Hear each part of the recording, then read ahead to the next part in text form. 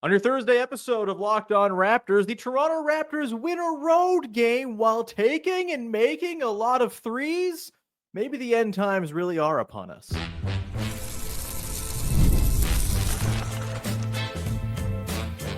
You are Locked On Raptors, your daily Toronto Raptors podcast, part of the Locked On Podcast Network. Your team every day. Hey, what's going on? And welcome to another episode of Locked On Raptors, part of the Locked On Podcast Network, your team every day. It is Thursday, November the 28th. Happy Thanksgiving to our American pals listening in today.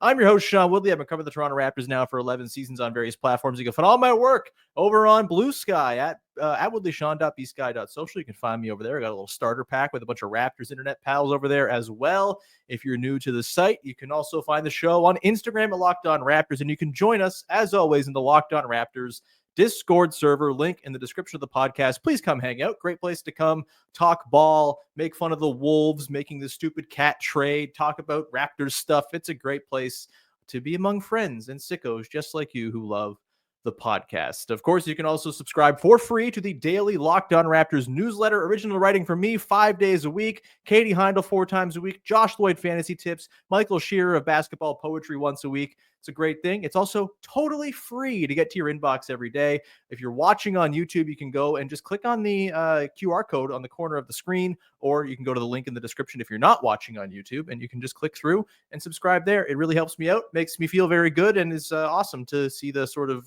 subscriber count go up because it means this thing's working, baby. Today's show is brought to you by friends over at FanDuel, where you can start the season with a big return. New customers can place a $5 bet, and you'll get started with $150 in bonus bets if you win your first $5 bet. Visit FanDuel.com to get started. And we'll get started here on your Thursday edition of the show, talking about a Toronto Raptors 119-93 smashing of the very injured New Orleans Pelicans. Finally, the Raptors get to be the team that's not the most injured. What a wonderful world. It sucks for the Pelicans. They're a bummer of a team right now. Who the hell knows what their future holds? I'm glad I'm not a Pelicans fan at the moment. Free King Cake Baby. Bring him to Toronto. We should give him a platform that simply the Pelicans cannot provide, the greatest mascot in sports. Anyway, on today's show, we're going to get into Jakob Poeltl getting the start and how he fared, getting a double-double in his first start as an NBA player.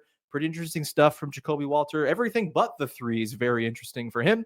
We'll get into the good, the bad, and the of course, but we should start by talking about the threes, baby. The Toronto Raptors taking threes, making threes, and doing so without their two, maybe three best three-point shooters. No Grady Dick, no Emmanuel Quickley, still no Kelly Olynyk. And yet, in this game, the Raptors beat the Pelicans by bombing triples like they were the Boston freaking Celtics, which brings me no pleasure to say. It's an immoral victory on some level because of that, but you got to take them where you can get them. And frankly, I don't think they sort of this wasn't like the Celtics thing where everything they do is designed to take threes, and that's like their whole being and existence is all geared towards taking threes. This was a simple matter of having to soften up a Pelicans defense that was absolutely packing the paint and making life miserable for any prospective Toronto Raptors drivers, namely RJ Barrett and Scotty Barnes in the early going of this game. And yeah, the first quarter, I don't think you would say the process was super sound from the Raptors' end of things. That was one of the uglier quarters of basketball I think anyone will watch all season long. 21-20, the Raptors lead after it. The Raptors shoot 8 of 25 from the field. They go 4 of 17 from deep, only 8 of their shots even coming from inside the arc. It was a very un-Raptors-like quarter when it comes to the process. The offense was really sticky, almost no movement going on. It was basically try to run a pick and roll, try to drive into a bunch of bodies, or in the case of Scottie Barnes a couple times, just walk up and jack a three, see if it'll go down. And they were not going down for Scottie Barnes in this game, which we'll get into. But yeah, they won this game by just spamming threes in order to soften up the Pelicans defense. And it was damn impressive the way they did it. It just kind of was a barrage, a big wave of 3-point variance and sort of a really unseasonably warm stretch from Ochai Agbaji, from Jamison Battle, a little bit from RJ Barrett as well. He goes 3 of 7 in this game. That's really what ultimately put the Raptors ahead and just made it super easy for them to hang on and, be up 20 to 30 points at the entire game. The thing with RJ Barrett in particular, right? His shooting splits to me, they're kind of like, how in science, maybe you don't know, but in sort of like ecology, frogs are very important. They are like the barometer of how healthy an ecosystem is because frogs breathe through their skin. They're very sensitive to environmental changes, toxins, things like that. And if you have a healthy frog population, it probably means your ecosystem's doing all right. If the frogs are all messed up and not doing so hot, things are not doing great ecosystem wise. And the same applies to RJ Barrett and his rim scoring, his shooting splits in general. RJ Barrett's a guy who needs space to roam. He needs avenues. He needs laneways. He needs driving lanes that he can punch through, not have to worry about the sort of slow, probing, plodding drives that he's been forced to kind of carry out this season. If he can just barrage his way to the rim real quick and get to the bucket and score, like that is how you get the RJ Barrett of last season. And this game against the Pelicans, this was maybe the closest we've seen to last year's version of RJ Barrett. He goes 8 of 13 in this game. I think maybe he finished 8 of 15. I think the numbers they've changed since last night when I wrote up my notes here. But either way, he started off this game really rough. He was 2 of 6 in the first quarter, and it was obvious, right? 4 of his shots were from 3. Only took 2 shots from inside the arc in that first quarter, and he was running into all kinds of trouble, all kinds of bodies, all kinds of arms, extra helpers, no lanes whatsoever. But as this game went along and Jameson Battle couldn't miss and Ochai Agbaji couldn't miss and you had other guys knocking in threes, all of a sudden there was just like visibly wider lanes for RJ Barrett to punch through on the offensive end. And the second half was just way more in line with the RJ we typically see. Super efficient in the second half. He finishes with 22, 8, and 11.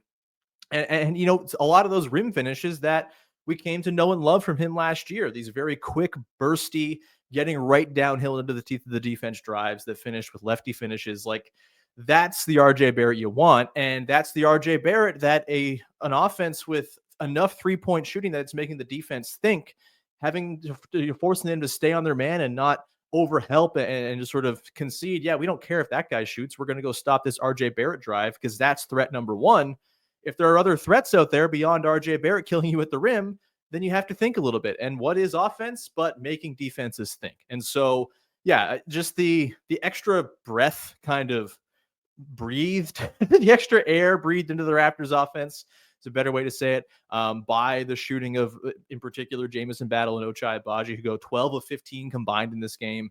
Unbelievable stuff. That is what eventually set the stage for like a very comfortable cruise to the finish for the Raptors over the second half, where their offense was able to just get going. And yeah, maybe there was like an element of sort of sapping the will of the Pelicans as all these threes are falling. This team that doesn't get threes up, that doesn't hit threes very well, getting up and hitting as many as they did, like maybe that just kind of softened the defense on his own from a sort of human nature perspective from the Pelicans. But I do think, it's very clear when the offense has at least a credible 3-point, enough, it's like a critical mass of 3-point shooting, right? If you have Grady Dick and Emmanuel Quickly, if you have apparently Ochai Agbaji and Jameson Battle, it makes things easier for RJ Barrett. And he, becomes the healthy frog in the ecosystem who can go and score at the rim and do his thing. There's going to be a lot of talk about Scottie Barnes from this game and his 3-point shooting. He was 2 of 12. It's not what you want. I think the first quarter, there were a lot of threes that were just like, okay, it's pretty lazy. It's kind of early in the clock. Not exactly what you want to see from a guy who's not hitting them right now. But I continue to say this, and I will continue to say this. Scotty Barnes needs to let it rip. And I have no problem with him taking 12 threes in a game. Yeah, it's not where his bread is buttered most. We understand this. But this is the season for throwing stuff at the wall and seeing what sticks. This is not a season where you're trying to optimize every single possession down the floor. You're trying to figure out what guys got and sort of what you're working with going forward. And if there is any chance that the Raptors can find the Scotty Barnes, that Scotty Barnes can find the Scotty Barnes from the early part of last year, where he was hitting like 38% of his threes, he was awesome in catch and shoot situations, and he was garnering actual, real, legitimate closeouts from defenses. If there's any chance of getting back to that, you have to give it some time to see if you can get there, because Scotty Barnes attacking a closeout is awesome. It is devastating. And the upside of a Scotty Barnes who is regularly drawing closeouts is way higher than the upside of a Scotty Barnes who is not. And so this is the year where you got to see what's there with his 3-point shot. If it happens that he's shooting 2 of 12 every night, then sure. Next season, you readjust, you recalibrate, and you say, hey, Scotty, we don't need you for the volume. We've got other guys we've taken. Jakob Poeltl's further along in his career. Jamison Battle is on a max contract that we've just signed him to after converting his two-way. I kid, but maybe not. Ochai Agbaji's out there. Quickly's back and bombing threes. Like, we got enough volume elsewhere that you can go do things that Scotty Barnes does really well. But for now, there's room for him to do the things he does well while also playing around with the limits of his 3-point shot. Because if those start to fall, it's an absolute game changer for the Raptors, their long-term trajectory, everything. And so, yeah, I'm not upset that he took as many as he did.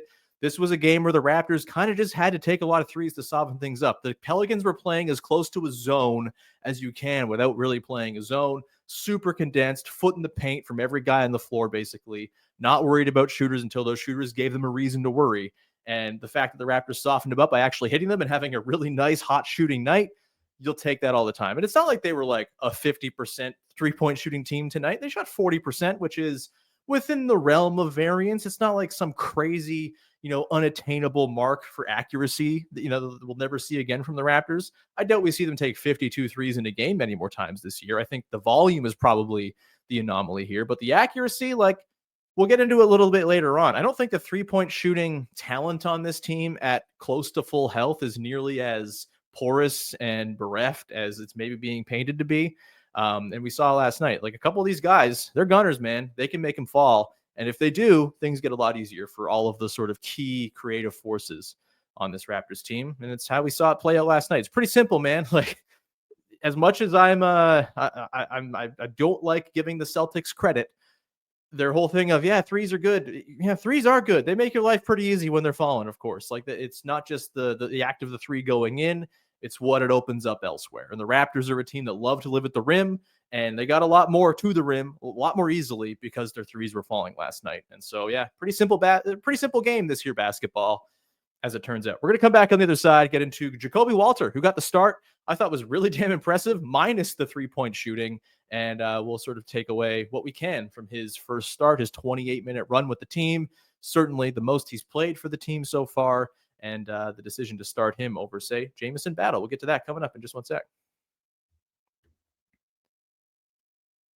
Today's show is brought to you by our friends over at FanDuel, the #1 sportsbook in North America. And you can tackle the NFL action today on Thanksgiving if you want with the #1 sportsbook in all the land. Right now, you new customers can bet $5 and get $150. I can't say words right now. Get $150 in bonus bets if you win that first $5 bet. That's pretty sweet. The FanDuel Sportsbook app gives you everything you need to place live bets on the NFL all in one place. So when you get a hunch in the middle of the game, you can check out the latest stats, view live play-by-play, and so much more on the same page where you place your bets. It's that simple, very easy user interface. You just go to the app, you scroll through, all that happens on the same page. It's great. If you want to go throw some money down on Lions Bears, which I gather is one of the Thanksgiving games today, or you want to throw some money down on the Cowboys losing, which seems like a good bet, you can go and do that over at FanDuel.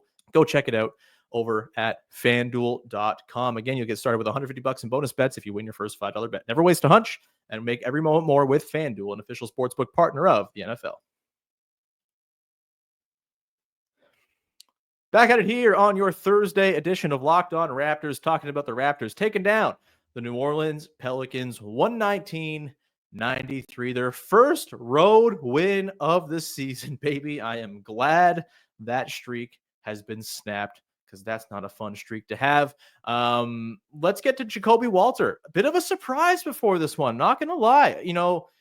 I certainly wasn't eager to see Davion Mitchell start again. I think people who listen to this podcast know my misgivings regarding the Davion Mitchell experience. He's very good at defense. He does that whole part well, but he does not bring any offensive juice to the table. Last night, again, a good example of this. 15 minutes, no points, 0 for 1. Yeah, the 4 assists, and he plays some good defense, but we'll get into the rotation stuff coming up a little later in this segment too, probably. But Davion Mitchell, I don't know. Not sure if he's going to be as much a rotation fixture as I thought he might be after a pretty good run of play where it seemed like Darko Rajakovic really trusted him. We'll get into that. Jakob Poeltl, though, gets to start. I thought it might have been Jameson Battle. And look, the Raptors would have been fine had they started Jameson Battle, I'm sure, considering what he did last night. 6 of 8 from downtown. Pretty awesome stuff. But I thought Jakob Poeltl in his start was pretty effective as well. You saw the impact on the first possession, right? Where standing in the left corner, the action swings to him and he buries a corner three. Awesome to see. It was the high point of his 3-point shooting for the night. Obviously, he goes 2 of 10 from downtown overall, but I don't think that really matters here. Jakob Poeltl, I know his numbers in college weren't great. He shot 34% from three. I think that's small sample. It takes a long time for threes to normalize. He was a good shooter in college. And I just think the difficulty of the looks he was taking on that Baylor team last year probably contributed to the the drop off in his overall percentage. The guy takes tough looks. The guy takes movement looks, and he's eager to take them. I'm not worried about the 3-point shooting. They gotta fall at some point for him for sure.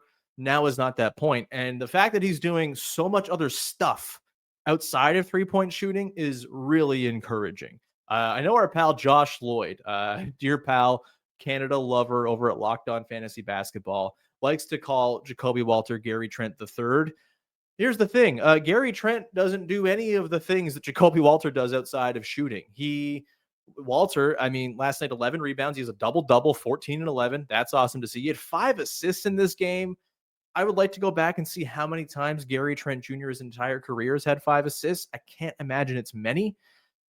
There's just like a sort of element of Walter where he just gets stuff done on the court. He's finding ways to affect the game. He's getting it on the glass, offensive and defense, and just kind of has this jitterbug energy to him. He's cutting into good spots. He's, I think a pretty impressive defender for a 19-year-old rookie. Like, this is pretty awesome stuff to see. There were a couple of possessions last night where he totally harassed CJ McCollum, forced him into tough misses. He had 2 steals in this game as well. I thought Jakob Poeltl was really effective. And he's just, again, once the shooting comes around, like, there is very clearly an NBA level rotation player here. What he can do beyond that, we'll see.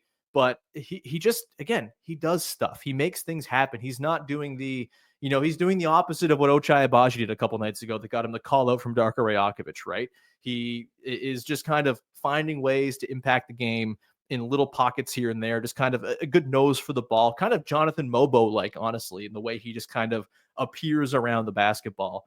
Some good instincts there. I'm pretty in on the Jakob Poeltl thing right now. We'll see. Again, the shooting has to come around. He can't be shooting, in the 20s from 3 for all season. He certainly won't. He's better than that. I think it'll come around. But yeah, if he's in the meantime, if he's doing all this other stuff, he's giving himself plenty of runway and leeway to miss some shots along the way because he's doing other things that help you win basketball games. 4 of 4 on his twos yesterday as well. That's encouraging. Had that super ridiculous and one finish, just kind of caught under the basket and whipped it up with crazy English and scored. I like it, man. I'm in. Again, I probably would have started Jameson Battle over him just because the 3-point shooting is so obvious with him and it's been so valuable all season long. We'll get into Battle coming up in the good, the bad, and the but you didn't go wrong starting Walter either. I think it's great to throw him to the Wolves a little bit against a team that's maybe not exactly at full tilt in the Pelicans and seeing what he's got for you. And I do think, Walter getting some time, very clearly having more sort of long-term equity with his team than, say, Davion Mitchell. Bruce Brown nearing a return as well, which I think the Raptors are going to be incentivized to play Bruce Brown just because, he's got to get some sort of tape, I guess, if you're going to try to trade him before the deadline. Maybe they're not trying to trade him before the deadline. And I'm on record saying if Bruce Brown plays well, you could do worse than just kind of keeping him around on a much lesser deal than he's on right now as a role player on this team. It's a team that's going to need depth and functional role players. Maybe he's just a guy who you can keep around a long term. But either way, he's going to have to play. If Kelly Olynyk comes back, he's going to have to play as well. The shooting's really important there. The sort of second unit competence, I think, is going to be lifted up by having Kelly Olynyk. And you look around, and again, it's one of them good problems of oh no, our arms are overflowing with all of these rotation players. Whatever are we to do? But they are getting close to that right now, and they're still waiting for some guys to come back. There are going to be some tough decisions rotation-wise here. And I'm curious what this means for Davion Mitchell. His offense is just falling off a cliff. He's not doing anything to affect the game offensively. And his defense is nice and all, but like we've seen this time and time again with defense first guys, more like guys like Matisse Thybulle, for example. There's plenty of bigs who are an example of this. If you're just defense and don't bring any punch on offense, the effect of your defense, it starts to wane because you're dragging down the other side of the floor and you're a liability and you're playing 4-on-5 a lot of the time.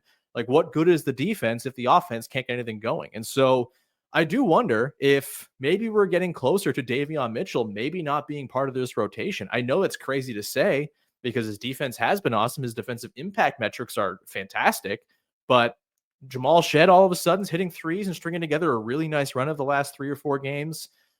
Again, there's more invested in Jamal Shed long-term than Davion Mitchell. Like, I don't think there's any world in which Davion Mitchell is on this team past this season. Hell, past this deadline even. He's on an expiring deal. I don't see how there's any world in which the Raptors say, yeah, we're going to pay Davion Mitchell, another role player contract beyond this year when you have Jamal Shed, who just does the same things he does, maybe even better in some areas already, waiting to be that backup point guard. I just think because there's not a long-term investment or future here with Davion Mitchell, they might just be better served kind of giving these other guys some run. I would much rather see Jakob Poeltl get run or Jamal Shed, frankly, get run, even though Jamal Shed can maybe use some 905 time. I would much rather see those guys get NBA run right now. They're deserving it. They're playing good ball. And Mitchell, I just think the offensive limitations are really hindering him right now. Bruce Brown could just be the backup point guard for this team and probably give you more offensive punch than Davion Mitchell. And, again, I get the defensive argument with Mitchell. The team's defense has actually been pretty good lately. They're number 7 in the league in defense over the last 10 games. That's interesting, put a pin in that one. But I think a lot of that is more to do with Scotty Barnes coming back and wrecking everything that he looks at. I think Jonathan Mobo is a very effective defensive player already. Ochai, Jamal Shed, they have guys who can do the things that Davion Mitchell does and who also bring more offense. So yeah, I'm just curious what this all means. I didn't really expect Walter to get heavy rotation run this season, at least not early. But if he's getting starts, maybe that indicates the Raptors are a little higher on what he can do for them this year, as opposed to, him being sort of like a G League hand. We'll see. He played some G League time. I'm sure he'll be back and forth quite a bit. But if there's NBA minutes there for him to be had, I don't have any problem throwing them to him over a guy like Davion Mitchell right now. We'll come back on the other side. We will get into the good, the bad, and the to round out the show. And we'll give Jameson Battle some flowers because, man, oh man, the guy who the least NBA fans know of in the entire league probably is looking awesome, looking like a real find for the Raptors. We'll get to that coming up in just one sec. Today's show is brought to you by a new sponsor, Skylight Frames. And look, holiday season's coming around. Giving is really hard. And it feels like every year, I don't know about you, but with me, it's just I have less ideas for the people I love every year because everyone has everything they need. Everyone can go and buy what they want online at any given time. And so finding meaningful gifts for people is really difficult. Skylight Frames might be the perfect gift for you if you are stuck. Look, it's a wonderful thing to be able to give the gift of photos in real time with a Skylight Frame. It's a touchscreen digital photo frame your whole family will love. Upload thousands of photos with your phone and watch them appear in seconds. My parents have this old digital frame. It's probably 10 years old. And they just have these SD cards with really old photos that run in a loop in their house. And it's fun, but I've seen the same photos 1,000 times. What if I could give them new photos? Skylight's going to allow me to do that. It's a great thing. You can set it up in less than 60 seconds. You can invite friends and family to easily share via the free Skylight mobile app. And now is a special limited time offer for our listeners. Get $20 off your purchase of a Skylight frame when you go to skylightframe.com/NBA. That's SKYLIGHTFRAME.com/NBA. Get $20 off your purchase now at skylightframe.com/NBA. All right, wrapping it up here on your Thursday edition of the show with the good, the bad, and the the way we round out every episode of this here podcast on the heels of a Toronto Raptors basketball game. The good, Jameson Battle, baby. He is having himself a run. There was that little stretch there where his threes weren't falling. He's gotten right back to being scorching hot with that beautiful lefty flick that he's got. I could watch him shoot that thing all day long. And yeah, it's just what a night for him. What a night for the rookies like Jamal Shed having himself a time, Jakob Poeltl doing his thing. Really good stuff. And Battle is proving himself to just be an awesome vintage throwback find for the Toronto Raptors. Different mold than they typically would go for, right? Like usually the Raptors are this like find the hyper athletes and teach them to shoot type of guy. And I think I said this last year, mid-season, when the Raptors were really bad and having some trouble shooting. I just wanted them to go the other way. Just like get a guy who can shoot and figure out the rest later. They seem to have done that with Jameson Battle. And he does other stuff too, right? Like he's good cutter. He's, I think, positionally pretty sound on defense. He gets blown by sometimes. He's not super quick laterally, but he's there. He knows where to be. He knows where to stand, as it were. And the three-point shooting is just such a weapon. And he's starting to weaponize that a little bit more where the closeouts are so strong against him. He's just, all right, I'll take it off the bounce and I'll go hit a floater. I'll go, drive and kick. Like this is great stuff to see from Jameson Battle. I think it's pretty obvious at some point he's going to get his contract converted to a full NBA deal from the two-way he's on right now. I know there's like always this like rush to convert him now. You don't have to do that. Like it'd be nice for Battle for sure to get some extra money. So like from a player perspective, it's nice to convert earlier, but for the Raptors books and their roster, like, hey, they have a full roster right now. They can't convert him without waiving somebody. Bruno Fernando's deal is not guaranteed. Maybe they waive him around Christmas time when I think early January might be his guarantee date. Like maybe you waive him around then, you just convert Battle then. But Bruno Fernando is also kind of important just for having functional size and rebounding on this team. So maybe that's not the move. The thing is, the 50th game for Battle will be the day before the trade deadline. My assumption here is that someone's getting moved out, whether it's Chris Boucher, whether it's Davion Mitchell, whether it's who knows who else might get moved out. And yeah, guys will have to come back to match salaries and things like that, but you can waive guys when they come in and clear roster spots. My guess is that they just wait to convert Battle till after the deadline, and it's fine, and they give him a deal. Maybe it's 3-4 years for a couple $1,000,000 a year, a great little chunk of change for a guy who was undrafted, getting an actual NBA deal. That's life-changing stuff for sure. Just because it's not happening right now doesn't mean it won't happen or shouldn't happen. It totally should. Jameson Battle has played himself into being an NBA player, I think, without a doubt. And yeah, his three-point shooting, man, super valuable. He should be playing a lot of minutes right now just because the shooting is such a release valve for this team. He's averaging the most three-point attempts per 36 minutes of anyone on the team, 8.6, ahead of Quickly, ahead of Grady Dick. He just gets him up, man, and they go in. He's shooting 43.3%.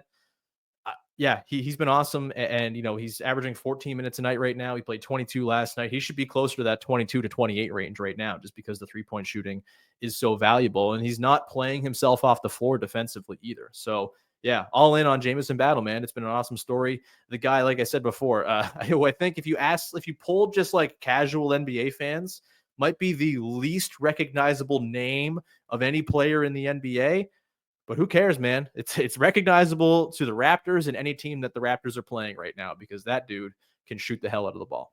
Let's get to the bad. Jakob Poeltl's offense against hyper-athletic dive man bigs. We've seen the Raptors play against Jarrett Allen, Jalen Duren, and Yves Missi in the last 3 games, and they've been Jakob Poeltl's 3 worst offensive games since like the first week of the season. Maybe there's not a coincidence there. All 3 of those guys, super crazy athletes, very disruptive. And look, the parade of push shots from Jakob Poeltl gets a little bit harder to get off when there's just like a lot of size and nastiness obstructing those looks. It is what it is. I'm not, you can't have great matchups all the time, but it's certainly something where, Jakob Poeltl last night goes 0 of 2 from the field. Sorry, finishes 1 of 4 from the field with 2 points. Easily his worst offensive game of the season. It wasn't super effective. This was again part of the sort of packing the paint model the Pelicans took to this game as well. There just wasn't a lot of those sort of easy pick and roll reads to be made because there were just arms and bodies in all the passing lanes and pick and roll. So not too concerned about it. But yeah, Jakob Poeltl against really hyper athletic dive man bigs. The offense is a struggle. The defense has been totally fine, by the way. It's been really good the last few games. He's totally kind of, I think, shook the allegations that he's not good at defense anymore. And the Raptors defense is on the way up as a result. And that's great to see. But yeah, the offense against those hyper athletic bigs, not super great. And lastly, where we ask the question, what should the Raptors be aiming for when it comes to 3-point volume? This has been a bit of a topic of conversation in the Raptors discourse the last few days. Eric Koreen wrote about it today. Dave Feschuk had a column at the Toronto Star, kind of calling out the Raptors for kind of resisting the NBA's 3-point revolution. And look, I don't know where I don't think every team needs to take a million threes. In fact, there's not really a correlation between taking a lot of threes and being a good team. Yes, the Celtics are the thing that's in vogue right now, and they take more threes than anybody by several degrees of magnitude. And yeah, that's the thing that's won the most recent championship. And so I guess the thinking is, well, you got to go take as many threes as they do. And the Raptors did that last night and won. So that sort of line of thinking isn't going to get hushed anytime soon. But if you look at just the best teams in the league versus, when you kind of compare that with 3-point volume, there's no real direct correlation. Yes, some teams that are good take a lot of threes, and some teams that are good don't take a lot of threes. The Denver Nuggets won the championship just 2 years ago by being a very low 3-point volume team. They're perennially one of the least voluminous 3-point shooting teams, and they are still always one of the very best offenses. And yes, that's a Nikola Jokic thing as much as it is anything else, but still, there's not one way to play offense. And for the Raptors, I don't think they need to be a team that's taking 53s a game to be effective. They need to take enough, and they more importantly, need to make enough to create the driving lanes and space that their offense, which is entirely geared about getting what is still the most valuable shot in basketball, which is a shot at the rim. They get those as well as anybody. They're the third most frequent rim shooting team in the league this year. The problem is that their shooting accuracy has been so wayward that, that's caused them to not be super good at finishing at the rim. They're the 25th ranked team when it comes to rim accuracy. That is the effect of just not having enough respectable 3-point shooters. It's being corner merchants. Most of their threes are coming from the corners right now. They're 14th in the league in corner 3-point frequency. They are dead last in above the break frequency. That is the Emmanuel Quickley effect as much as anything. Without Quickley, it's really tough for them to get enough threes up. Grady Dick helps in that, but he's also out right now too. So you're just really hurting from those threes that kind of stretch out and elongate the defense and have to make them worry about all of the space up into the half court line as well. So there's a happy medium to be found here, right? I don't think the Raptors want to be dead last in 3-pointers taken. I think Darko Rajakovic has said this before. He doesn't want to be at the very bottom of volume, but you got to go with your personnel. And this is not a team as currently constructed with the health issues they have that is all that suited to taking a million threes a game, because they're just not that good at hitting them. Last night was the outlier as far as hitting 40% of the 52 threes they took. I think at full health, this team actually has more shooting juice than maybe they get credit for. Grady and Quickley are super dynamic shooters. They almost are 1.5 to 2 shooters on their own, just with how they multiply and amplify things when they're out there. I think Ochai, he's becoming a guy that you got to worry about. He's shooting 48% from 3. It's been pretty awesome to see. Might be above that after last night where he went 6 of 7. It was ridiculous to see him knocking those down, and really, really nice to see after he got called out by Darko a couple of games ago as well. About as good a bounce back as you could hope for. But yeah, you have Agbaji, you have Jameson Battle. I think you can qualify as a dead-eye 3-point shooter at this point. RJ Barrett has been not great, but he's perfectly fine on catch and shoots, and that's going to be the diet he mostly gets once this team is healthy. Kelly Olynyk's a 40% 3-point shooter just waiting on the bench. Even Bruce Brown has dabbled in league average shooting, mid-30s. I think is kind of where he can settle in. There is, I think, a reasonable amount of shooting on this team to make their offense healthy enough. Jakob Poeltl obviously is added into the mix here as well. If he can get them to fall, he's certainly eager, which is half the battle. And so, yeah, I just, I resist the notion that you have to take a lot of threes to be good. The Celtics are number 1 in threes taken right now. You know who else is in the top 5?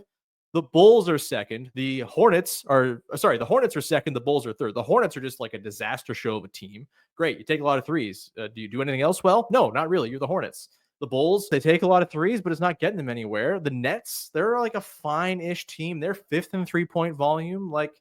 There's not a direct correlation between taking a lot of threes and being good at basketball. I've said that before already in this segment, but I'll say it again. The Raptors, they prioritize the right shots and that they try to get to the rim a lot. Yes, you'd like a little bit more three-point volume. I think that will naturally fix itself once Grady Dick and Emmanuel Quickley are back, and they'll be somewhere more middle of the pack, low teens, high 20s in terms of volume. And if they're actually hitting them, and more importantly, making defenses care about the threat of them hitting them, which both Quickley and Dick do very, very well. Like, I think there is enough here where the Raptors don't have to go and become the Celtics to be effective. If they're taking 35 threes a game instead of 30, but hitting a good portion of them, and defenses care about them, that's what matters most. And we'll leave it there. Thank you so much for tuning in, hanging out, rocking with the show. Always appreciated. Please follow, subscribe, rate, review, tell a friend. I'll always much appreciate when you do that. For the audio and video side of things, you can, of course, support the newsletter. Link in the description or the QR code on your screen if you want to go and subscribe to the newsletter. Get my original writing every single day of the week. Thank you so much for hanging out. We'll talk to you again on Friday. Another episode of Locked On Raptors. Bye-bye. Damn it.